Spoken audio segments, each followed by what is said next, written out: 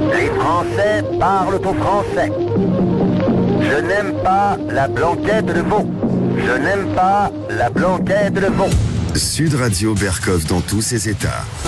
On ne touche jamais à une association comme par exemple celle des adorateurs de l'Union ou du Guilan Neuf. En revanche, il est des associations qui gênent. Ah bon ? Oui, des associations qui gênent vraiment. On leur dit écoutez, arrêtez. Mais ils n'arrêtent pas. Écoutez. Sud Radio Berkov dans tous ses états.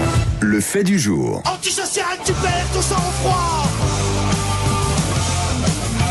Repense à toutes ces années de service. Eh oui, vous reconnaissez tous Trust, antisocial. Antisocial, là c'est pas antisocial, c'est anticorps. Mais c'est quoi Anticorps? Eh bien, Anticorps, c'est une association, on en a parlé déjà avec la personne qui est avec nous aujourd'hui, qui lutte contre la corruption et qui veut rétablir l'éthique en politique. Non mais vous voyez ça? Non mais, l'ambition, c'est une folie quoi. Comment lutter contre la corruption et rétablir l'éthique en politique? Ça va trop loin, franchement, on peut comprendre qu'ils ont eu des problèmes, oui, parce que leur ambition, écoutez-moi bien, auditeurs résistants du Sud Radio, est de réhabiliter le rapport de confiance qui doit exister entre les citoyens et leurs représentants politiques et administratifs, comme s'il n'y avait pas une confiance aveugle, une confiance totale, basée sur des années et des années de pureté, d'honnêteté, d'intégrité. Philippe Pasco, pour nous résumer... Bonjour André. Bonjour Philippe, vous êtes bonjour Marie. Vous avez été maire adjoint d'Evry. Oui, je suis la seule personne qui me soit battue 2 fois physiquement avec Manuel Valls. Ah bon? Ah bon, et qui a gagné? Une fois il m'a collé contre le mur, une fois je l'ai collé contre le mur. D'accord, bon, que c'est une égalité, c'est très bien. Vous avez 25 ans de vie politique derrière vous, mais vous avez surtout un certain nombre de livres qui ont fait un malheur. Enfin, Le pouvoir du pire, L'abstention piège à con, Les pilleurs d'État. Et vous avez vous-même longuement dénoncé un certain nombre de magouilles, de manœuvres au niveau que ce soit des élus et autres. 1700 noms dans mes livres. Combien? 1700 noms. Pas et mal. un seul procès. Ah bon? Contre vous, c'est-à-dire... Oui, j'ai perdu, j'ai fait une erreur, j'ai perdu, j'assume. Mais sur 1700 noms, c'est pas mal. C'est pas mal. Je mets leur adresse et je mets les délits qu'ils ont faits. Et je ne fais que dans le factuel. Alors, revenons justement dans le factuel et dans Anticorps. Ça y est, Anticorps donc a retrouvé son agrément et peut à nouveau fonctionner. Oui, alors, qu'est-ce qui s'est passé? Après 440 jours où on nous a retiré notre agrément sans justification, après 8 procédures judiciaires, des trucs insondables où les ministres se sont repassé la balle, la patate chaude, l'un, l'autre, etc., pour ne pas donner un agrément, pour ne pas dire pourquoi il ne l'avait retiré. Eh bien, Monsieur Attal, après le dernier jugement du 4 septembre 2024, qui condamnait l'État, écoutez bien, à nous verser... il y a une semaine. 4 septembre, qui condamnait l'État à nous verser 1 000 € par jour de retard d'acceptation de l'agrément, le 5 septembre, dans un geste majestueux, peut-être un petit peu revanchard, d'un ex-premier ministre qui s'appelle Attal, nous a signé l'agrément enfin, nous a redonné notre agrément, en stipulant bien que Anticorps remplissait toutes les conditions pour recevoir cet agrément et n'avait absolument rien à se reprocher. Mais il a fallu attendre 440 jours. Alors, Philippe Pasco, rappelez-nous quand même, Anticorps surtout se bat sur quoi et contre quoi? On se bat contre toute corruption des élus et pour une éthique en politique. Et pour les gens qui mettent les doigts dans la confiture en nous expliquant que nous, on doit marcher droit. Donc Anticorps, l'association qui, je le rappelle, malgré tous les dires, malgré les rumeurs, malgré les contre-feux maléfiques... Loi 1901, on est loi bien 1901, sans but lucratif. Modifiée 1905, sans but lucratif, nous ne vivons que sur les dons et sur les adhésions. Nous avons 7000 adhérents, 7000 personnes qui nous suivent, nous avons un conseil d'administration totalement bénévole, et à chaque fois qu'il y a un dossier factuel, où on peut porter plainte ou se porter partie civile, on se porte partie civile. Ça veut dire quoi? Ça veut dire que quand par hasard, je dis bien par hasard, je ne vais pas être malfaisant, s'il vous plaît, je ne sais pas pourquoi un juge, un procureur classe une affaire sans suite, un bout de l'affaire Benalla, un bout de l'affaire Bertrand, un bout de l'affaire Colère, un bout de l'affaire Bolloré au Togo, je ne sais pas pourquoi l'association Anticorps prend le dossier, l'amène chez un juge indépendant et continue les poursuites, se porte partie civile. Et c'est ça que le gouvernement, entre guillemets, voulait nous retirer. C'est-à-dire ça permet de garder l'affaire, de ne pas l'enterrer. Mais c'est exactement ça. Ça permet que la justice soit valable aussi bien pour les petits que pour les grands. Anticor, c'est une association de salubrité publique. Il y a 3 associations qui peuvent se porter partie civile en France, Amnesty, Sherpa et Anticor. Anticor était plus spécialisé sur les élus. Avec mes excuses. Et je suis désolé. Mais les élus aussi bien, mais aussi vous parlez des procureurs, vous parlez des juges. On ne fait pas de cadeaux à tous les gens qui font dans la corruption. En France, on peut pas demander aux individus de payer leurs impôts, de marcher droit, de faire gaffe. Si vous payez pas vos impôts, on vous fait vendre votre maison 3 mois après. Pourquoi les gens qui sont nos dirigeants n'auraient pas le même privilège d'être les mêmes devant la loi ? Nous, Anticor, on essaie de rétablir le curseur entre la justice pour les uns et la justice pour les autres. Anticor est de salubrité publique et c'est pour ça que pendant 400... Ce chiffre, ça vous a frappé, vous le répétez. Plus d'un an. Plus d'un an sans motif. En Philippe, plus, André, sans motif. Combien 160 dossiers. Il y a 160 dossiers. En ce moment, nous avons 160 dossiers Anticor où nous prenons des vrais avocats, nous prenons des vrais défenseurs et nous nous battons contre des gens qui, des fois, ont 6 ou 7 avocats contre nous. Je dis aussi que nous respectons l'anonymat de tous les lanceurs d'alerte. C'est-à-dire que quand des gens viennent nous avertir qu'il y a une malversation, etc., on protège les lanceurs d'alerte dont nous prenons les dossiers. Donc c'est vraiment important. Et je le redis, nous ne vivons pas sur quelle que soit magouille financière, subvention, les dons. Pas de subvention, rien. On a essayé de dire, ils ont essayé, il y a certains services, même pendant les 440 jours, où bizarrement on a essayé de voir les membres du conseil d'administration d'Anticor pour savoir si on pouvait traiter quelque chose, pour voir le sortir, etc. Il n'y a rien. Vous pensez bien que si Anticor, qui est très surveillé, nous avons des comptes qui sont très très clean, nous avons un commissaire aux comptes. S'il y avait la moindre magouille à Anticor, il y a longtemps que je serais en garde à vue. Il y a longtemps que notre président aurait été convoqué par le PNF. Il n'y a rien. Anticor est totalement transparent. Anticor est totalement transpartisan. C'est-à-dire qu'à Anticor, on tape aussi bien sur les gens de droite que sur les gens de gauche. On tape aussi bien sur le centre qu'on tape sur les gens qui mettent les doigts dans la confiture, quel que soit le parti politique, parce qu'en France, je le dis, si on laisse faire, si personne ne bouge, la France risque de devenir une mafia. Une république bananière. Une république bananière, une république de mafia. C'est-à-dire que la corruption devient endémique. Attention. Est-ce qu'elle n'a pas toujours existé ? Mais oui, elle a toujours existé. Sauf qu'aujourd'hui, ça va de plus en plus vite et ça va de plus en plus fort et il y a de plus en plus d'argent. Aujourd'hui, par Internet, par la mondialisation, par un tas de choses, la corruption prend de l'ampleur. Est-ce que vous vous rendez compte, je le redis à chaque fois, qu'on a mis c'est un petit peu à côté, on a mis les recettes de la drogue dans le PIB depuis janvier 2018. Oui, absolument. C'est-à-dire que pour que la France aille bien... C'est révélateur de ce qui se passe, oui. Pour que la France aille bien, on prend en compte les recettes de la drogue en France. Et peut-être la prostitution, je ne sais pas. La prostitution, c'est pour 2025. Moi, je dis simplement aux dealers, maintenant, quand vous vous faites gauler, dites que vous travaillez pour la France. Ça devient une circonstance atténuante de trafic de drogue. Et les circonstances atténuantes, c'est aussi pour les élus. Et ça, c'est pas normal. Et Philippe, parce que, alors, Anticor, ça existe donc depuis 2002. 2002, c'est ça, 22 ans. Vous avez remporté beaucoup, vos succès, vos échecs, sans les énumérer tous, ça nous prendrait 3 heures. On en a pas mal, je les ai pas tous en tête. Ce que je peux vous dire, c'est que, malheureusement, la presse, entre guillemets, parle plus, entre guillemets, des échecs ou du fait qu'on n'a pas eu notre agrément, que du fait qu'on gagne des procès et que quelque part, mais il y a des procès qui ne seraient jamais sortis si on n'avait pas été là. Il y a certains dossiers, par exemple, certains dossiers qui arrivent au clair, sinon ils auraient été totalement dans l'ombre. Je peux vous dire que dans l'affaire Benalla, il y a une certaine partie du dossier qui aurait été complètement étouffée si nous on n'avait pas été là. L'affaire Ferrand aurait été totalement enterrée si Anticor n'avait pas été là. Nous sommes de salubrité publique. Nous évitons que vous êtes vous-même des lanceurs d'alerte. D'ailleurs. On est complètement des lanceurs d'alerte. Non, c'est un grand mot. Hein. On est des éveilleurs de conscience que moi je suis dans mes livres et surtout on essaye que la justice soit la même pour tout le monde. Des empêcheurs de magouiller en rond. Ah bah ça complètement, et ça magouille de plus en plus, etc. Rien que le simple fait qu'ils nous retirent l'agrément sans motif en ne nous disant rien. Nous remplissons les 5 conditions. Il y avait aucune... Enfin, il y avait des raisons... Si, il y avait une erreur de virgule dans un document rédigé par les services de M. Castex. Je résume, pour que les gens comprennent bien. C'était une erreur administrative. Et c'est même pas nous qui avions rédigé le document en plus. Ils se sont engouffrés dans la brèche et après ils se sont enfermés dedans. Et en plus, ils nous répondaient pas. Ils ne nous disaient pas pourquoi. On a été obligé de faire 8 procédures judiciaires pour qu'il soit condamné. Heureusement qu'en France, il y a encore beaucoup de juges honnêtes qui nous ont suivis dans notre raisonnement, qui ont suivi la loi.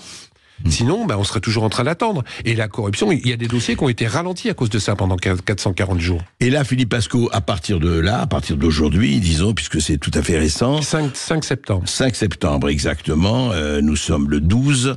Là, Anticorps peut reprendre complètement, pleinement ses activités. Nous reprenons les dossiers, nous refaisons les alertes, nous refaisons des signalements, nous reportons des plaintes et nous nous reconstituons partie civile quand quelques juges et procureurs classent des affaires sans suite de façon non justifiée. Alors justement, juste pour savoir une dernière question, quand vous êtes au courant, que vous enquêtez, évidemment, il faut que des lanceurs de lettres vous ont prévenu. Oui. Et après, quand vous faites l'enquête? On fait une enquête, on vérifie tous les faits, on vérifie que ça soit factuel. On a un service juridique qui quelque part regarde s'il n'y a pas de lézard, si tout va bien. Tous bénévoles? Non, on a des salariés quand même. Il y en a des salariés. Le conseil d'administration est bénévole, tout le monde est bénévole, sauf les salariés. Quand vous bossez pour Anticorps, on a embauché des gens compétents. Vous faites l'enquête, vous regardez, et une fois que vous avez vu qu'il y a vraiment problème... on passe en conseil d'administration, et le conseil d'administration décide si on fait un signalement, si on fait une plainte, si on fait... Alors le signalement, vous le déposez devant qui, à qui, Le signalement, on le dépose devant les juges, devant le procureur, là où il faut les déposer. Et on les dépose souvent vous à la place... Vous portez plainte vous-même? Oui, Anticorps porte plainte. Oui. Et on le fait à la place du lanceur d'alerte, de façon à garantir son anonymat quand c'est nécessaire. D'accord. C'est très important. C'est Anticorps qui se porte partie civile. Oui, on fait très attention à protéger les lanceurs d'alerte. Parce que malgré ce qu'on dit en France, aujourd'hui les lanceurs d'alerte, malgré la loi E20 et la loi E2, un lanceur d'alerte, il n'est pas si protégé que ça. Il a des pressions, il a un tas de choses. Et Anticorps est un paravent pour protéger ces gens-là. Parce qu'on n'a pas le droit d'accepter que la corruption devienne endémique en France. Merci Philippe Pasco. Juste un dernier petit mot, je suis très content, je suis venu parce que t'es André, je suis très fier aujourd'hui, mon 6e petite fille qui vient de naître il y a 1 heure, à la clinique des Bleuets, Palma, je lui souhaite une belle vie, et je suis fier qu'un de mes 6 enfants m'ait encore fait un 6e petit-fils. Eh bien nous aussi, nous souhaitons une merveilleuse vie à Palma, et d'ailleurs à tous les Pasco, il n'y a pas de raison, parce que ça se passe pas trop mal pour la famille Pasco. Ça va, ils se débrouillent pas mal. Et oui, félicitations à toute la famille Pasco et bienvenue à Palma. On se retrouve dans quelques instants avec Marie-Hélène Toraval, maire de Romans-sur-Isère, qui nous parlera de l'insécurité en ville ou du sentiment d'insécurité. C'est la question à laquelle on répondra. Si vous voulez nous appeler, poser une question ou vous avez une réaction, n'hésitez pas à nous appeler au 0826 300 300. Français. Les carottes sont cuites. Les carottes sont cuites. Sud Radio Berkov dans tous ses états. Alors, douce France, cher pays de notre enfance, la violence, ou le ressenti de violence, l'insécurité, ou le ressenti de l'insécurité, ça existe? Oui, ça existe. On en parle. Sud Radio André Berkov. Ça balance pas mal. Berkov dans tous ses états, ça balance pas mal sur Sud Radio. Quand on arrive en ville, tout le monde change de trottoir. On n'a pas l'air viril, mais on fait peur à voir. Alors André, l'insécurité, est-ce qu'elle augmente en ville? Est-ce que c'est un sentiment? Est-ce que c'est une réalité? Avec les derniers faits divers à Grenoble ou ailleurs, on commence à vraiment se poser des questions. Tout à fait Marie, et avec nous, et on est très heureux de l'accueillir, Marie-Hélène Toraval, qui est maire LR de Romans-sur-Isère. Bonjour Marie-Hélène Toraval. Bonjour. On vous appelle parce que, on s'est déjà parlé, parce qu'il y a eu quelque chose quand même, on se rappelle, c'est pas si loin, hein. Le 19 novembre 2023, Thomas Perrotto, un adolescent de 16 ans, décédé dans la commune de Crépol, dans la Drôme, après avoir été frappé d'une arme blanche. Et il a été attaqué dans un bal d'hiver. C'était le comité des fêtes de Crépol. Il était rugbyman, un jeune rugbyman. Un village drômois, 500 habitants, voilà. Un certain nombre de gens sont arrivés. Touché au cœur et la gorge par un couteau, il est mort. Et on se rappelle de l'émotion que ça avait fait dans le pays. Il y a eu risque avec des jeunes venus justement de Romans-sur-Isère. Certains ont dit, et les gendarmes ont dit, ont confirmé les propos hostiles tenus à l'encontre des Blancs, entre guillemets. Depuis mi-mars, l'enquête est à l'arrêt. Je voulais savoir justement, Marie-Hélène Toraval, vous êtes donc maire de Romans-sur-Isère. Est-ce que cette affaire a été réglée ou pas? Cette affaire, elle n'est pas réglée. Vous le disiez d'ailleurs il y a quelques instants, l'enquête, je ne vais pas dire qu'elle patine parce que les forces de l'ordre, enfin la gendarmerie, l'ensemble des enquêteurs sont sur ce sujet. Ils ont déjà fait beaucoup dès le départ et vraiment en coopération avec toutes les autorités qui sont sur le territoire. Oui. Aujourd'hui, je pense qu'ils sont certainement face à des difficultés, mais je veux dire, moi, je ne tiens qu'à les encourager.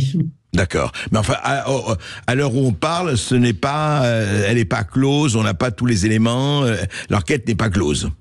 D'accord. Absolument pas. Enfin, bon, c'est plutôt au procureur de s'exprimer sur ce sujet. Bien sûr.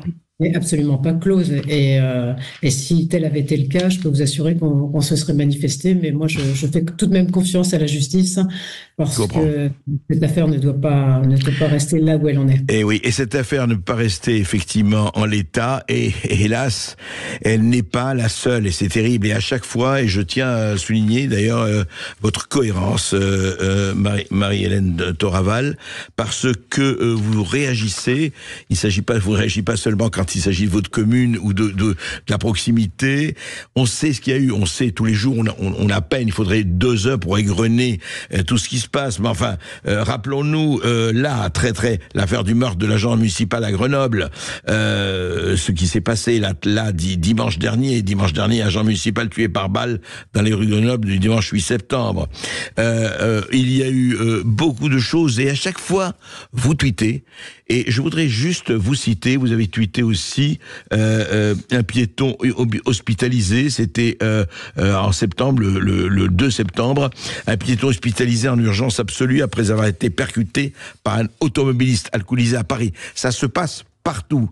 Et vous dites, voilà, nouveau drame à la suite d'un refus d'obtempérer. Vous dites aussi, en France, les statistiques sont alarmantes, un refus d'obtempérer toutes les 30 secondes. C'est hallucinant, un refus d'obtempérer toutes les 30 secondes. Il y a une forme de banalisation inacceptable, dites-vous, faute d'une réponse pénale adaptée. Et pour Grenoble, même chose, vous avez réagi aussi.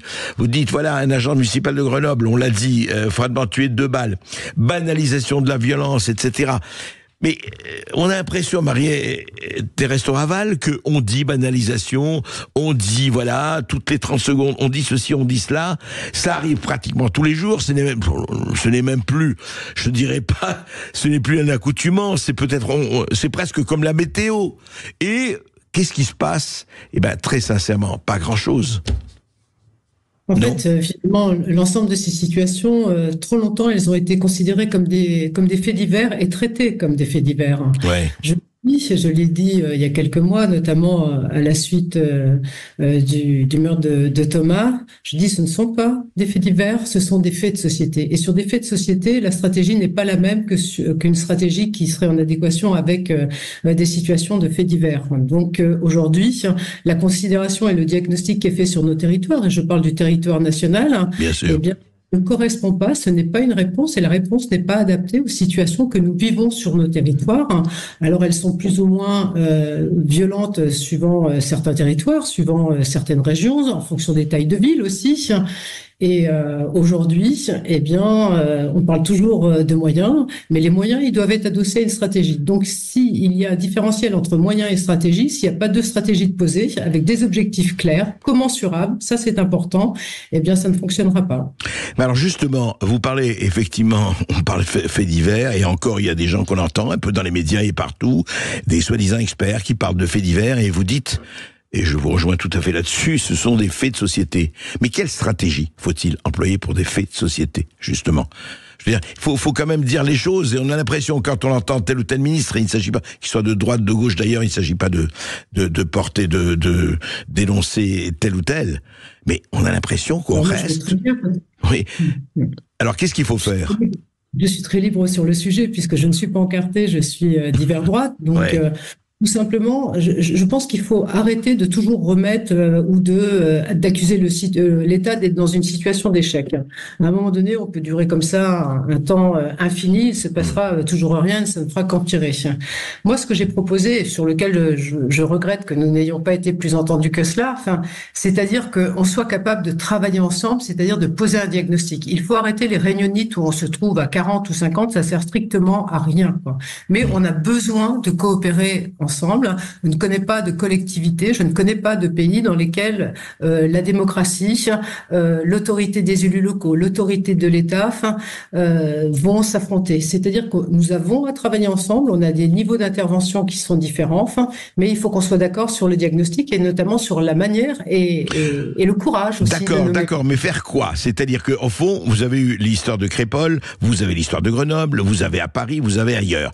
Quand il se passe ça, il y a refus d'obtempérer, vous dites toutes les 30 secondes. Bien, il y a eu les émeutes après l'affaire Naël, les 2 poids 2 mesures, on voit très bien comment telle personne...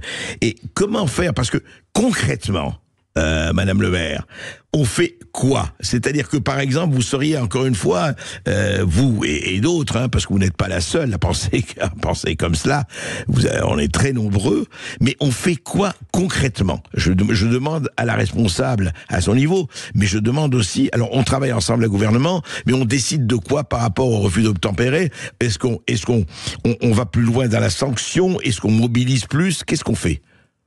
Déjà, on ne peut pas dire qu'il n'y a rien eu de fait. Depuis des années, notamment depuis 77, je crois, il y a la politique, par exemple, la politique de la ville qui a été mise en place et qui est soi-disant adaptée au quartier. Si elle avait une réalité et si elle correspondait à la réalité il y a plus de 40 ans, aujourd'hui, elle ne correspond plus. C'est-à-dire qu'aujourd'hui, on traite des quartiers qui ont une caractéristique, que moi je caractérise de quartiers communautaires comme des quartiers populaires. Et finalement, on a eu un glissement de ces quartiers. On les appelle les quartiers populaires d'ailleurs. Le glissement est sémantique.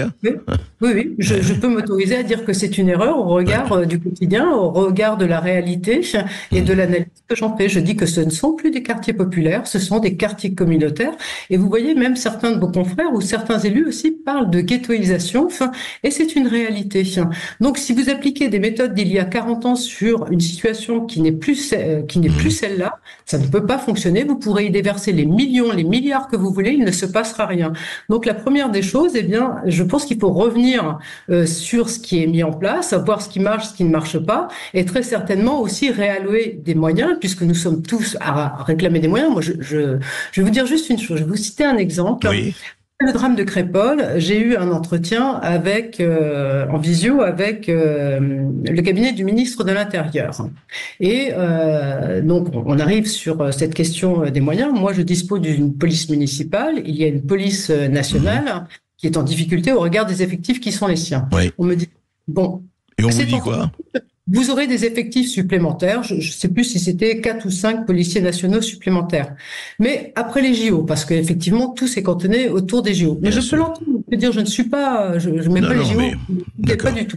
Ça peut s'entendre. OK. Après les JO. Eh bien, sachez que oui, il y en a 4 qui sont arrivés, mais qui sont venus combler 4 départs en retraite. Donc, si vous en faites partir 4, que vous en faites rentrer 4, ça fait toujours 0. Ah, c'est ça. Ceux qui sont venus, c'était des 4 départs en retraite. Eh oui. Alors donc. Alors vous me dites, Marinette Toraval, non, c'est pas vrai rien n'a été fait. Mais ça, c'est vraiment cautérisé avec une cuillère, quoi. Je veux dire, c'est ça qui est terrifiant, c'est qu'on entend des gens, on entend des discours, et vous tenez des discours de réel parce que vous êtes sur le terrain, effectivement. Mais encore une fois, qu'est-ce qui fait qu'à un niveau national ou médiatique, on ne dit pas, attendez, on ne peut plus continuer comme ça, sans faire, encore une fois, on va pas faire le Salvador, on va pas faire Nayib Bukele au Salvador, c'est pas ce qu'on demande. Mais quand même, où est le sursaut? Le sursaut, on l'attend un peu. Après, je pense que le message a été clair. Il y a plusieurs messages qui sont clairs. Il y a déjà les sondages qui positionnent notamment le besoin de sécurité et cette problématique de la sécurité qui est au cœur des Français. Je pense qu'ils l'ont manifesté au travers des enquêtes, mais au-delà de cela aussi, si on regarde le résultat des élections législatives, et je regarderai le résultat des élections du premier tour, je pense qu'il traduit une chose, c'est que le niveau d'acceptabilité des Français, il est largement dépassé. Tout à fait. Donc, je pense on peut parler de Front républicain, on peut parler de tout ce qu'on veut. La réalité, l'opinion, il est là. La réalité des Français, elle est là. Donc, on pourra faire tous les arrangements politiques que l'on veut. Ça ne changera rien à la manière de penser et à la manière et au vécu et au ressenti et au quotidien des Français tous les jours. Donc, moi, je fonde l'espoir que le gouvernement Barnier s'y attellera, mais c'est vraiment l'un de mes vœux. Oui. Et vous êtes optimiste ? Vous êtes par nature optimiste, j'imagine. Je suis par nature optimiste, je baisse jamais les bras. Non, je l'espère vraiment. Après, c'est pas ma petite personne qui compte, bien évidemment, mais je pense que vraiment le pays en a besoin. C'est un élément d'attractivité aussi, puisqu'on parle économie, on parle différents sujets. C'est un élément d'attractivité et ça peut être rebutant aussi lorsqu'on veut se développer. Puis je pense qu'en termes d'image, c'est catastrophique, quoi. Une ville où on peut se balader en paix, même à 3h du matin, est une ville qui attire effectivement des touristes, des gens, et pour l'économie, ce n'est pas mauvais. Juste un dernier mot. Actuellement, quand vous dites on n'est plus effectivement ce qu'on était il y a 40 ans, évidemment, le paysage a totalement changé.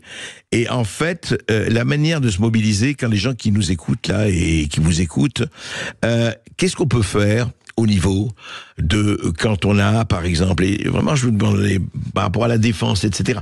Si moi, dans mon quartier, dans ma rue, etc., quelle que soit la ville, petite ou grande, etc., ça va pas. Bon, je me plains, etc. Est-ce que moi, je peux faire quelque chose ou je ne peux que envoyer des pétitions et me plaindre à mon maire ou à mon maire de quartier ou à mon député? Est-ce que je peux faire autre chose? Alors, déjà, la première des choses, il faut informer et prévenir, c'est-à-dire que nous avons un centre de supervision urbaine qui aussi accueille les appels de nos concitoyens, notamment sur la ville de Romans, et il est opérationnel 7 jours sur 7 et 24 heures sur 24. C'est-à-dire que plus on intervient, plus on met cette pression. Après, moi, je prends le courage de prendre la parole parce que à la limite, je pourrais la prendre sur d'autres sujets que je mène sur ma ville et qui seraient peut-être vraiment différents en termes d'image. Mais moi, ce que je vis, de nombreux maires le vivent. Mais bon, c'est pas le sujet le plus glamour sur lesquels on aime se distinguer. Alors moi, je suis pas là pour me distinguer. Je suis juste là pour avec l'envie de faire avancer les choses. Et si je pouvais dire juste une chose en conclusion, je pense qu'il faut arrêter de mener une politique de pansement là où il faudrait de la chirurgie. Ça me paraît effectivement frappé au coin du bon sens. Merci Marie-Hélène Toraval, maire de Romans-sur-Isère. Bonne journée à vous. Merci beaucoup Marie-Hélène Toraval. Je rappelle que vous êtes maire de Romans-sur-Isère, vous êtes maire d'hiver droite. On se retrouve dans quelques instants pour la perle et le bravo de André Berkoff. Et aujourd'hui, il vous a trouvé des choses très drôles. De veau. Je n'aime pas la blanquette de veau. Sud Radio Berkoff dans tous ses états. Eh bien, il se passe des choses tout à fait étonnantes, vous savez, de temps en temps, comme ça. Dans une radio, dans une télévision, on entend des gens qui parlent et qui parlent. Franchement, et ce qu'ils révèlent est quand même tout à fait étonnant. Notamment un certain François Ruffin, qui nous raconte ce qui s'est passé pendant la campagne de 2022, pendant la campagne présidentielle et législative, bien sûr. Écoutez. Sud Radio Berkoff dans tous ses états, les perles du jour.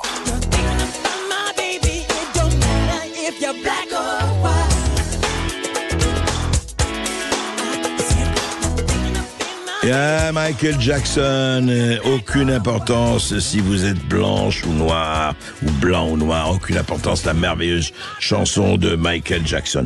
Eh ben si, ça a de l'importance. Ça a de l'importance. Oui, en France, ça a de l'importance.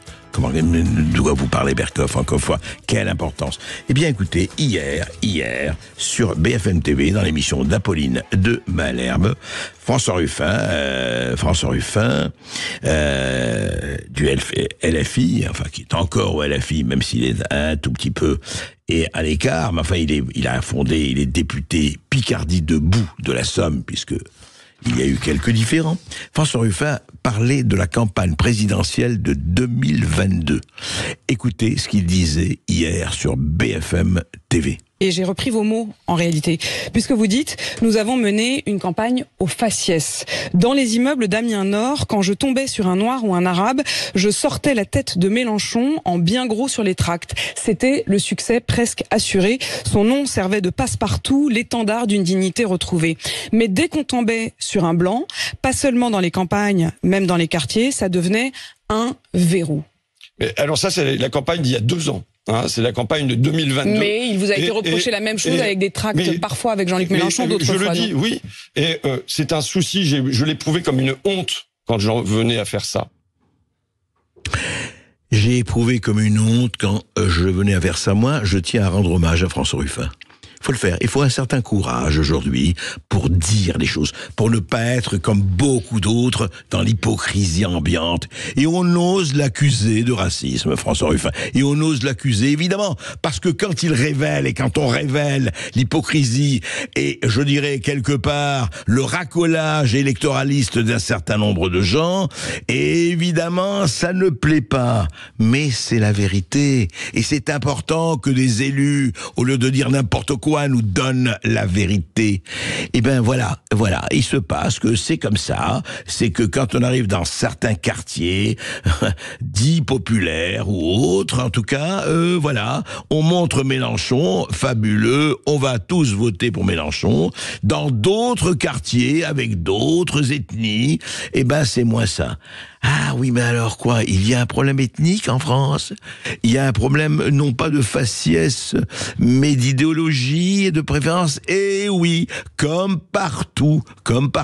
Et c'est merveilleux chez tous nos tartuffes, qu'ils soient de droite, de gauche, d'en haut, d'en bas, parlant au nom du peuple, parlant de vertu, donnant effectivement à voir, eh ben non, ah là là, c'est Ruffin, ce pelé, ce galeux, d'où nous vient tout le mal, c'est Ruffin, comment il ose dire ça, alors que c'est la réalité.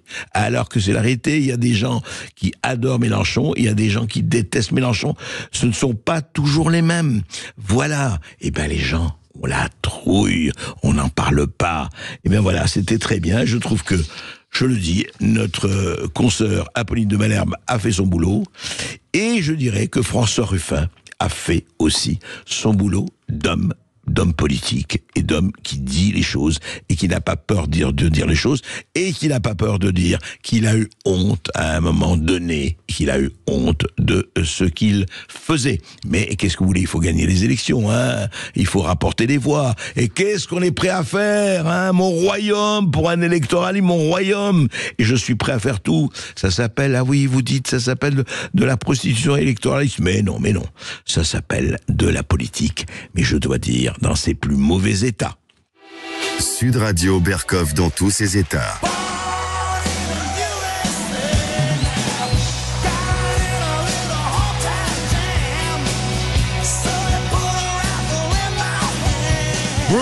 Bruce Springsteen, le boss.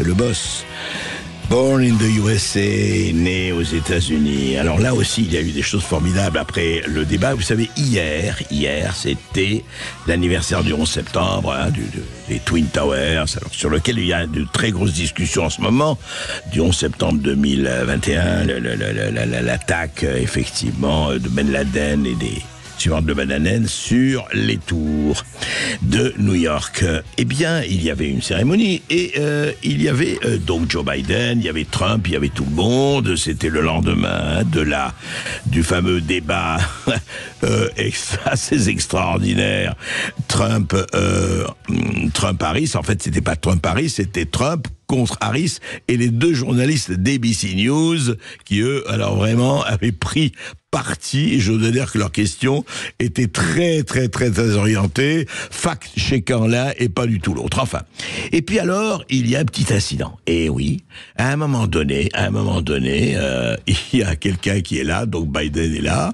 Oui, parce que Biden est toujours président, je vous signale, on parle plus de Joe Biden. Il est, à l'heure actuelle, à l'heure où je vous parle, président des États-Unis. Donc, qu'est-ce qui se passe? Il y a un type qui est là, l'invité, il dit écoutez, j'ai une casquette, c'est ce que vous pouvez me la signer. Et alors, le type lui dit textuellement, et il lui tend une casquette de Trump. Vous savez, Make America Great Again, la casquette rouge, vous savez, la fameuse, la MAGA. Et il dit à Biden, vous reconnaissez ce... Voilà, vous l'avez l'autographié? Oui. Et le type lui dit carrément, hein, c'est vraiment, c'est écouté, c'est dans le sonore. Il dit, vous vous rappelez de votre nom? Et Biden lui répond, je me rappelle pas vraiment de mon nom, je suis un peu lent, vous savez. Ah ouais, vous êtes une vieille chose, quoi, lui dit l'homme. Bah oui, je suis un vieux monsieur, qu'est-ce que vous voulez? Vous aussi, vous devez le savoir. Et Biden lui dit, je veux bien cette casquette. Je rappelle, la casquette rouge de Trump. Et toute la foule, il dit, mettez-le. Et puis, Biden met la casquette de Trump. Dès qu'il est photographié, ça a fait le tour des réseaux sociaux et de partout. Donc Biden portant la casquette MAGA, et le type lui dit, non, vous voyez, je suis fier de vous. C'est quand même fabuleux. C'est ça qui est très intéressant actuellement dans ce qu'on vit aux États-Unis et ailleurs. Biden, dont on a découvert la sénilité, qu'on connaissait depuis 4 ans à l'occasion de son débat avec Trump il y a 2 mois. Évidemment, parce que tout le boulot, il faut le savoir, auditeurs résistants de Sud Radio, tout le boulot des conseillers, des éléments de langage, de tous ceux qui magouillent et tout, c'est de cacher le problème, c'est de fabriquer un vocabulaire, un narratif qui cache le problème. Et tout le monde savait, tout le monde, dans le petit milieu, savait que Biden n'a jamais, ou presque jamais, gouverné depuis les 3 ans et demi qu'il est là. Franchement, ça, c'était une excellente marionnette et qui était très bien dirigée ou très mal dirigée par de bons marionnettistes aussi. Bien. Et puis il y a ce débat. Il y a 3 mois. Là, ça va plus du tout. Il faut remplacer en catastrophe, il faut remplacer Biden par la vice-présidente Kamala Harris. Et pourquoi la vice-présidente Kamala Harris? Parce que si c'était quelqu'un d'autre, le magot des républicains, des démocrates n'aurait pas été là. Et on en arrive à cette extraordinaire situation où Biden a été éjecté. Alors qu'il est président sud, c'est lui, rappelez-vous, il a été réélu par 15 millions de démocrates, il a été réélu pour se présenter à la présidence 2024. C'est lui qui devait être là le 5 novembre en principe, mais on l'a éjecté, on lui a expliqué gentiment ou moins gentiment qu'il fallait qu'il disparaisse parce que ça n'allait plus du tout et beaucoup d'Américains s'étaient aperçus de ce qui se passait. Et voilà, et je crois, alors là c'est totalement personnel, et je le dis, et je peux me tromper complètement. Moi, Biden, je crois qu'il n'est pas si sénile que ça. Et s'il a accepté de mettre et d'apporter, il a très bien reconnu que c'était une casquette Trump, mais il a dit, je vais faire un pied de nez à tous ces gens qui ont voulu me virer, qui m'ont viré. Eh bien, il a porté au vu et au su de tout le monde, et aux caméras, et à Internet, et dans le monde entier, la casquette Trump. Voilà, c'est des petits à côté de la grande politique. André Berkoff, dans un instant sur Sud Radio, la culture dans tous ses états. Et en cette rentrée scolaire, nous allons parler de notre système éducatif qui est en crise, André. Et on va en parler avec 2 professeurs. Jean-Paul Briguelli, le fameux auteur du best-seller La Fabrique du crétin, et Cécile Chabot, qui enseigne, elle, depuis 25 ans. André, en collège, elle a aussi enseigné en ZEP. Elle sera aussi avec nous. Et tous les 2 sont aussi romanciers, André. On parlera donc littérature en cette rentrée littéraire. Et ils nous parleront donc de leur dernier roman. On se retrouve dans un instant, après cette petite pause. Sud Radio.